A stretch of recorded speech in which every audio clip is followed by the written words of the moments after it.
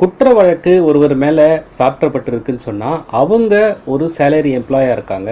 So அவங்க நிறுவனத்தில் PF, gratuity, இதர நன்மைகள் எல்லாம் அவங்களுக்கு கிடச்சிருக்கும். பொதுவாக குற்ற வழக்கில் ஈடுபடும்போது அவங்க மேலே குற்ற வழக்கு சாட்டப்பட்டிருக்கலாம், இல்லை அதுக்கான தண்டனை அனுபவிச்சுட்டு இருக்கலாம். இந்த நிலையில் அந்த பர்டிகுலர் நிறுவனம் அவங்களுடைய பெனிஃபிட்ஸ், இந்த மாதிரி PF and then other additional benefits அந்த நிறுவனத்தில் ஸ்டாப் பண்ணுறதுக்கு அவங்களுக்கு உரிமை இருக்கா இல்லையா, அதுதான் இந்த வீடியோவில் நம்ம பார்க்க போகிறோம். ஒரு வழக்கை உதாரணமாக சொல்கிறேன். அந்த வழக்கில் இதே மாதிரி சம்பவம் ஒரு பிட்டிஷனர், இந்த வழக்கோட பிட்டிஷனருக்கு நடந்திருக்கு.